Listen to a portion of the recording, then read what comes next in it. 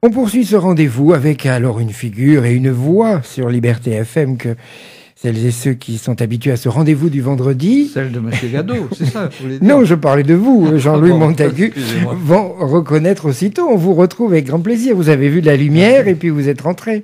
Oui. Bonjour Jean-Louis. Merci, oui, tout à fait. On vous retrouve et puis surtout, vous n'êtes pas venu seul. Ah, mais bien sûr, Voilà. comme chaque fois, moi je prends des invités, Prestigieux. les figures qui connaissent bien les sujets sur lesquels moi je suis semi-compétent. Et alors, notre invité Dominique Marsat, bonjour. Bonjour à tous. Soyez le bienvenu. Merci. Doit être compétent dans son domaine parce qu'il est vice-président du patrimoine à la route des canons de la Grange d'Anse. De la Forge d'Anse. De la Forge d'Anse, pardon. Voilà, j'avais situé déjà géographiquement à la Grange d'Anse. À la Forge d'Anse. Alors, on en a beaucoup parlé avec Stéphane Bern et la mission patrimoine. Hein, voilà. Alors, je vous écoute, Jean-Louis. Alors, pourquoi avoir sollicité ce monsieur? Parce que moi, dès que j'ai entendu parler de la rénovation et du loto du patrimoine, j'ai sauté dans ma voiture et je suis arrivé. Alors, peut-être qu'un petit mot pour situer où c'est, Oui. parce que c'est pas facile à trouver. Alors, tout simplement, je pense que beaucoup de Périgourdins et beaucoup de touristes, quand ils viennent en Dordogne, connaissent bien le château de Hautefort. Oui, ça Oui. va. Donc, on est entre Périgueux et le château de Hautefort, pas très loin du château de Hautefort, c'est la route. Mm. Donc, en fait, d'ailleurs, il y a une confusion sur laquelle on peut tout de suite tirer un trait. Oui. C'est que la Forge d'Anse a été créée par François de Hautefort, Mm. Oui. qui n'est pas François de Hautefort du château de Hautefort. Voilà. Ah oui, précision importante, effectivement. Précision Alors- importante, c'est un de ses cousins. Mhm. Mais je tiens à cette précision parce que même des guides continuent encore de faire l'amalgame. de faire l'amalgame. Alors, il y en a des amalgames dans la famille, hein, Mhm. bien sûr. Mais c'est François de Hautefort de la Forge d'Anse et du château d'Agen. Non, ne pas confondre. Alors juste, je regarde la carte que j'ai sous les yeux. Il faut prendre la D6, passer le change et vous arrivez à la Boissière d'Anse. C'est ça. Mais là, c'est pas fini. Non, alors à la Boissière d'Anse, en fait, le chemin pour avoir un repère visuel. Quand vous arrivez à la Boissière d'Anse, quand vous prenez la route qui va à Hautefort, vous passez pas dans la Boissière d'Anse réellement. Vous passez une série de virages. Exact. Alors ça, c'est vraiment le repère le visuel. Vous avez une série de virages. Et dans ce virage, vous avez une superbe chute d'eau. Oui. C'est la chute d'eau, c'est la cascade justement qui servait à alimenter la Forge d'Anse. C'est une cascade du Blâme qui se jette dans l'eau Vézère. Et dans la Vézère, pardon, non, dans l'eau Vézère. Alors ça, je ferai encore l'erreur dans 10 ans. Donc en fait, il suffit de passer sur le pont qui est sur la cascade. On tourne à droite en allant vers la mairie de la Boissière d'Anse, justement. On va se garer dans le parking de la mairie de la Boissière d'Anse et de la salle des fêtes. On descend un petit peu à pied et on peut voir la Forge d'Anse. Alors moi, je conseille, comme la Forge d'Anse est privée, on a la visite que quand on nous le demande avec des associations. Donc vous pouvez constituer un groupe et nous appeler, nous demander, on aimerait bien À quel visiter la numéro? Forge. Enfin, vous donnerez Voilà, on a toutes les coordonnées sur le site. ou sur le site qui s'appelle. Donc c'est laroutedescanons.fr, tout D'accord. simplement. Alors, pour la petite histoire, je croyais en arrivant à Bad-de-Foldance la première fois que j'étais au bout. Mais non. J'ai dû demander à des gens parce que c'était encore après. Voilà. Ben oui, puis géographiquement, c'est vrai que le nom de Anse, on l'a dans beaucoup d'endroits. C'est un toponyme en fait. Donc Voilà. voilà. Donc en fait, voilà. Donc moi, j'invite tout le monde à venir visiter. On organise des visites régulièrement. Oui. Notamment, alors là, je vous invite à regarder notre programme d'animation qui est sur le site aussi, pour Oui. avoir les dates où effectivement on peut avoir des visites. Et il y a du monde. Et il y a du monde. Donc, il faut réserver. Mm. Juste une sûr, chose Jean-Louis. que j'ai oublié de vous dire au début, pourquoi je me suis intéressé à ça. D'abord par intérêt pour la route des canons et la métallurgie locale, puisque à l'époque, le Périgord était quand même le centre de la métallurgie française, du temps de Colbert et des années après. Et comme ça, je me suis intéressé au marquis de Bourdeil, M. Bertin. Alors Bourdeil, c'est pas très loin de Ribérac. Pour moi, ça fait partie du Ribéracois élargi. Très, très grand, voilà. Tant pis si je les choque un peu. Et en découvrant Bertin, j'ai découvert qu'il avait un rôle très important dans la Forge d'Anse. C'est pour ça que on va vous en parler. Voilà. Henri Léonard de Bertin. Non, pas de Bertin. Oh, Bertin, il n'y avait pas de deux. Il n'y avait pas de rajouter un particules. deux. Bertin de Bourdeil. Ah, voilà. Marquis de Bourdeille. Mmh. Alors, Ça dépend de l'ordre dans lequel on met ses possessions. oui, je vois parfois ils l'ont écrit. Il y a eu un article dans l'ADL, mais c'est Bertin pour moi. Alors je m'y suis intéressé, pourquoi le cacher? Parce que c'est aussi le fondateur de l'école des mines de Paris dont je suis issu. Et beaucoup d'anciens ingénieurs des mines ne savaient même pas ça. Oh, même sur un des Périgourdins ne le savent pas non plus. Non, sauf qu'elle a été dirigée par un Périgourdin il n'y a pas très longtemps. Donc lui savait. Donc, et qui était un ami de monsieur, de l'ancien maire de Périgueux. Monsieur Guénard, monsieur Audy. Monsieur Moirand. Monsieur Audy. Voilà, Monsieur Audy. Antoine Audy. Donc, toutes ces choses-là ont fait que l'occasion faisant le larron, nous sommes là. Alors, c'est parfait. Donc, d'abord, est-ce qu'il y a un manque de communication pour ces forges? Parce que il y a eu un coup de projecteur, comme on le disait au début de cet entretien, parce qu'il y a eu le loto du patrimoine. Est-ce que ça manque finalement de projecteurs pour amener des touristes? Il est clair que le loto du patrimoine nous a fait énormément de bien, parce que maintenant, on commence à comprendre ce que c'est. Mmh. Mais si vous voulez, ça pose une question. C'est que même des géologues à qui j'en parle, quand ils me disent des hauts fourneaux en Périgord, c'est pas possible, il n'y a pas de fer à l'état naturel. Mais si, bien sûr, il y en a partout. On est sur un manteau sidérolitique qui descend du Massif central. Exactement. Et il suffit de se baisser pour ramasser du fer à l'état brut. Et après, il faut bien sûr le transformer dans les hauts fourneaux.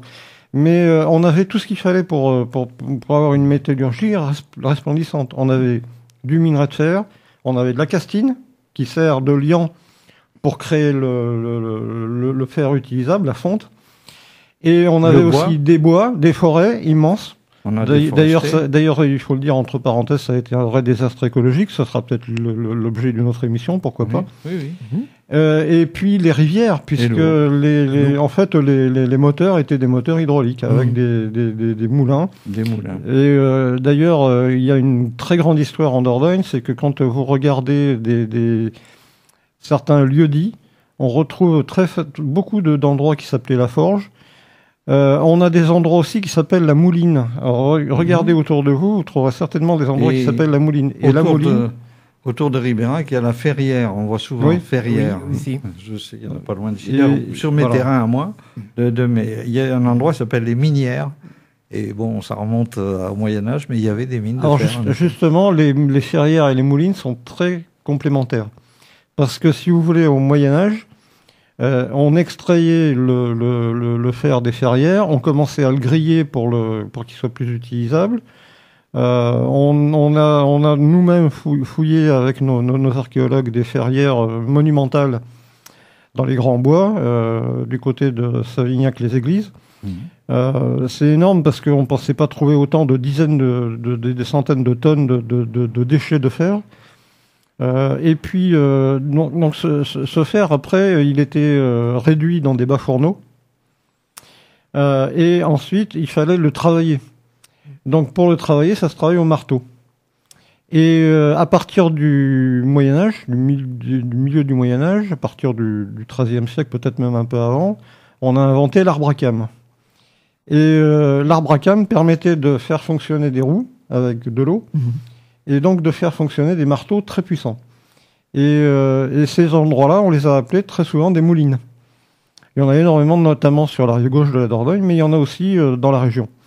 Donc quand vous voyez ce toponyme, c'est pas forcément un moulin à blé, ça peut être tout à fait une ancienne forge, une ancienne grosse forge du Moyen-Âge. Il y en a un à Savignac-les-Dries, enfin, on appelle ça aussi un bocard, enfin bon. Alors le bocard, c'est un peu différent, c'est pour réduire le minerai. Le concasser, ou alors réduire les déchets de fonte, le laitier, quand on a su les utiliser un peu plus tard. Qui étaient les initiateurs de ces forges dans ces territoires, donc plutôt par rapport à nous, sur l'est du département? Alors c'est très passionnant comme question, parce qu'en fait, quand je suis arrivé en Dordogne, je ne connaissais pas du tout l'histoire. Moi, si vous voulez, mon histoire personnelle, c'est que je viens d'une famille de marins du côté de ma mère. Notamment, j'avais reconstitué l'histoire d'un arrière-grand-père qui avait fait la guerre de Crimée. Vous voyez, on est en pleine actualité. Malheureusement. Donc, la guerre de Crimée en 1853. Et Sébastopol, il était canonnier à Sébastopol, justement. Et donc, quand j'ai découvert qu'on faisait des canons en Dordogne, mon sang n'a fait qu'un tour, et je suis parti là-dessus. Donc, voilà l'histoire. Donc, mais la grande question que j'avais quand je suis arrivé en Dordogne, c'était de voir le nombre de ces châteaux. Donc, ça veut dire que malgré que maintenant, à partir de la fin du 19e et l'époque actuelle, on est sur une région qui est très pauvre, je me suis dit, à une époque, économiquement, ça devait être flamboyant. Il faut savoir que à l'époque, on avait un rapport médiéval, on avait un rapport de droit médiéval entre les châtelains et les industriels. Donc en fait, les châtelains, ils étaient dans leur château, ils possédaient ces forges-là, et d'autres industries, parce qu'il y en a eu beaucoup d'autres. Et donc, ils ont pu construire leur fortune et leur château comme ça. Il faut savoir qu'au niveau du nombre de hauts fourneaux, alors moi j'ai un chiffre qui est très précis, parce que c'est vrai que c'est compliqué, parce qu'il faut travailler aussi sur des documents d'archives qu'on trouve dans les archives départementales ou dans les archives de l'armée. Les forges n'ont pas toutes été déclarées. Donc là, la fiscalité, c'est pareil, ça pourrait même faire l'objet d'une émission complète. Mais disons que si on prend un chiffre très précis, alors moi il y en a un que j'aime bien, c'est celui de 1820 et quelques, je crois que c'est 1825, qui est donné par les mines. Donc c'est un bon chiffre, il est tout à fait officiel, puisque dans les mines on faisait des recensements régulièrement. Donne le nombre de 37 hauts fourneaux en Dordogne. Ce qui faisait, par son nombre de hauts fourneaux, le deuxième de France après la Haute-Marne. Donc, si vous voulez, et ça, c'est déjà le 19e siècle, mais pour ce qui concerne la production de canons propres, les canons pour la marine, parce que c'est notre spécialité, on comptait déjà 17 hauts fourneaux qui fonctionnaient sous Louis XIV. Oui. Donc, c'était modeste, c'est pas des hauts fourneaux. Aujourd'hui, je vous dis, il y en a 5 qui font 15 millions de tonnes plutôt.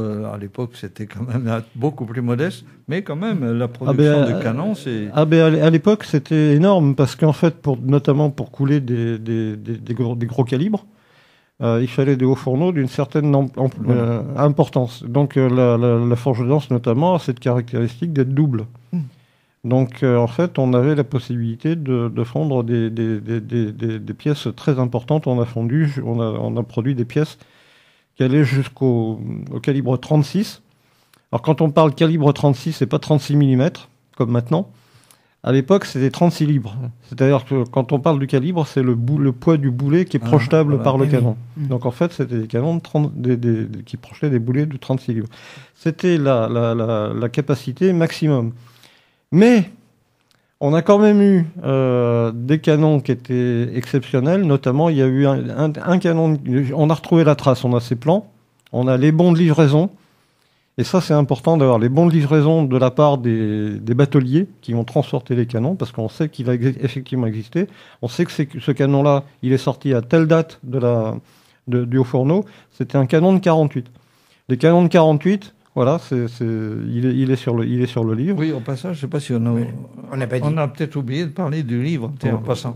Puisque tout ce que vous nous dites, ça figure dans un livre que vous avez coécrit à 4, qui s'appelle « La route des canons de la forge dense ». Et encore, c'est le numéro 1, donc il y aura peut-être une suite bientôt. J'espère bien. Et qui montre toutes les illustrations dont vous nous parlez. D'ailleurs, je pense que dans ma publication en ligne, on publiera quelques images pour illustrer ce que vous dites. Pas de problème, ce sont des images qui viennent des archives départementales. Parce que sur Liberté FM, on n'a pas l'image. C'est un peu plus compliqué, effectivement. Voilà, sauf sur nos réseaux sociaux. Mais pour revenir à ce canon de 48, c'était exceptionnel parce qu'il n'y en a eu que 4 produits en France. Donc c'était un canon plus d'apparat parce qu'il était trop lourd pour les bateaux de l'époque. Donc ils l'ont mis sur un bateau, c'était le Royal Louis, si je ne me trompe pas, sous Louis XIV donc. Mais ils l'ont très vite enlevé parce qu'il était trop lourd. Donc après ils ont arrêté ce calibre 48, mais le plus gros calibre c'est le calibre 36. Alors, et donc la forge d'or c'était équipée pour les fondre avec ce double haut fourneau. En complément, oui, ça explique bien pourquoi à Anse.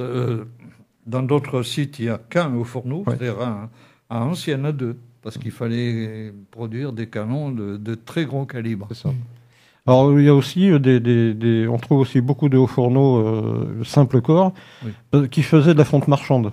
C'est-à-dire que, en fait, les gars, ils fondaient des gueuses de fonte pures qui étaient revendues ou distribuées dans des affineries. Là, ces gueuses de fonte, on les réchauffait, on les martelait, et là, on en faisait des produits finaux, des casseroles, tout ce que vous voulez. Alors, vous allez nous... Ah pardon, Jean-Louis. C'est là que je pensais à ma petite parenthèse technique que j'avais annoncée. En fait, le haut fourneau, pour ceux qui ne connaissent pas, c'est une grosse bête. En général, c'est une grande cuve où on rentre par le haut le minerai, le charbon, le castine. La castine, pas toujours, mais parfois. Enfin, les foins liants. Oui, et par couches successives, et ça s'empile dedans, on souffle par le bas, et c'est là qu'il y a besoin de soufflerie, donc de moulin aussi, soit de... Enfin, maintenant, c'est de l'oxygène, mais à l'époque, c'était de l'air, qu'on ne préchauffait pas encore, donc ça demandait beaucoup, beaucoup d'énergie, et il coule en dessous, enfin, il y a un trou de coulée, où coule ce qu'on appelle la fonte, alors qu'on appelait que les Anglais qui ont découvert avant nous appelaient ça la pig iron, c'est-à-dire le fer cochon, parce qu'elle avait la forme d'une truie avec ses excroissances qui étaient les petits porcelets en train de s'allaiter. Bon, passons sur ça. Donc il y a d'abord la fonte qui coule, et après il y a le laitier qu'il faut séparer. Il y a un moment, il faut réagir pour le dévier et en faire ce qu'on a fait aujourd'hui pour...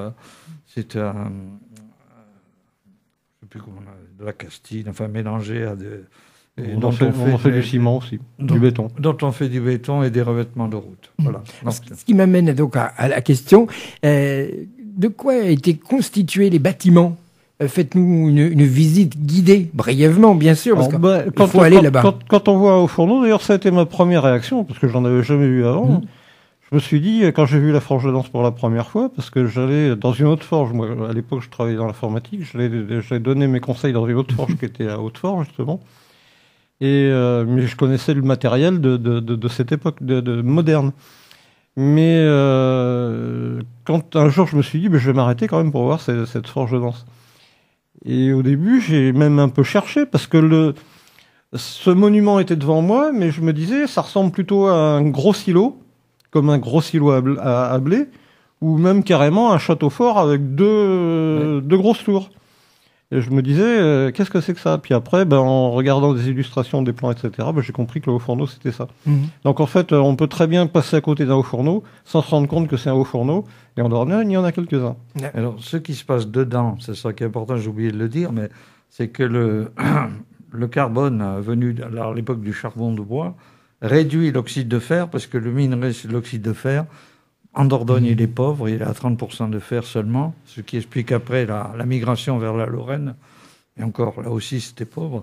Et les minerais actuels, c'est 70%, il faut quand même voir. Donc, et cette réduction, FeO plus C, donne Fe plus CO2. Donc, elle dégage du CO2. Et aujourd'hui, évidemment, c'est toute la question que la profession se pose pour essayer de réduire maintenant avec de l'hydrogène. Mais bon, ça prendra du temps, mais pour produire de l'eau cette fois. Qui étaient les ouvriers travaillant dans ces forges? Essentiellement des paysans, qui étaient... le paysan, en fait, il ne travaille pas l'hiver. Donc, en fait, les forges travaillaient essentiellement l'hiver, de l'automne au printemps. Et donc les paysans de la région venaient... Des hommes, donc. Des hommes, mais il y a eu aussi des femmes. Hein. Notamment à la Forge de Danse, on a eu on peut appeler ça, le terme exact, c'est facteur. Donc c'est l'homme ou la femme qui fait. Donc en fait, c'était une chef de production. Et qui est enterré dans l'église. Oui, d'ailleurs, vous me faites penser que c'est Faber, le mot Faber, qui a donné fort. Le nom de fort vient de cette origine, facteur. Tout à fait. Donc, il y avait des femmes, hein, parce que dans les bureaux, parce il y avait des bureaux, donc il y avait des femmes. À la Forge de Danse, moi, j'ai même retrouvé une institutrice, par exemple, au XIXe siècle. Mais donc en fait la plupart c'était donc des ouvriers, des paysans qui avaient un complément de revenus non négligeable D'ailleurs, ça provoquait parfois des remous avec d'autres ouvriers et d'autres paysans parce qu'ils étaient bien payés, ils étaient nourris. Alors, quand on dit bien payés, j'ai pas de chiffres exacts, mais par contre, je sais qu'on leur donnait beaucoup de vin ou de bière. Donc, c'était voilà. Avec la chaleur, il fallait boire. Hein. Ils avaient une formation particulière parce que ils apprenaient de père en fils. D'accord. Ils apprenaient sur le tas, ils apprenaient père en fils. Après, par contre, il y avait aussi des professionnels dans une forge. Mais il faut savoir qu'une forge, un double haut fourneau comme la forge dense, ça peut employer jusqu'à 400 personnes. Mais c'est pas 400 personnes sur site.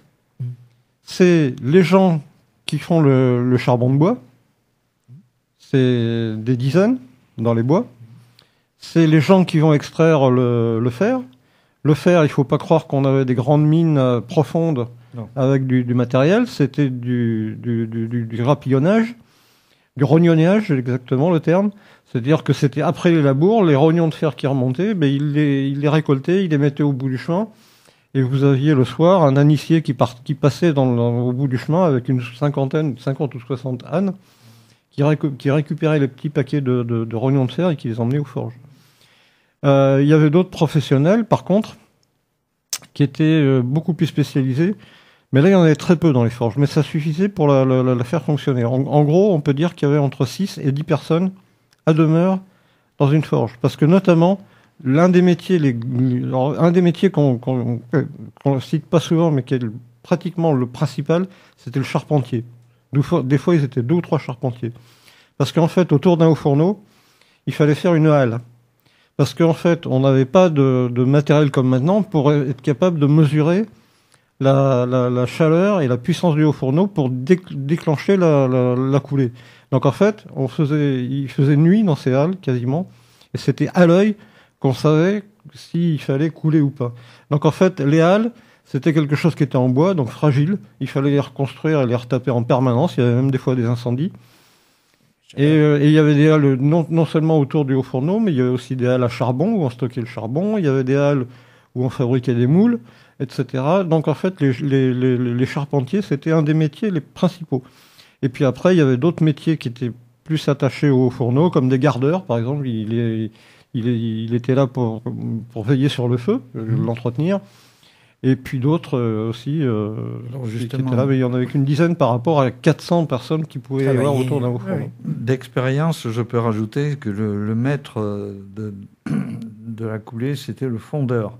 Celui qui ouvrait le trou de coulée et où ça jaillissait, d'ailleurs, qui est un métier extrêmement dangereux, qui savait quand il fallait le faire, parce que tout ce qui se passe dans le haut fourneau, c'est le mystère. Il n'y a pas très longtemps qu'on le maîtrise un petit peu, et on l'a informatisé avec l'intelligence artificielle. C'est pas connu, hein, c'est une des premières applications de l'intelligence artificielle parce qu'on ne sait pas ce qui se passe dedans. On voit ce qui sort, on voit ce qui rentre, et entre les deux, alors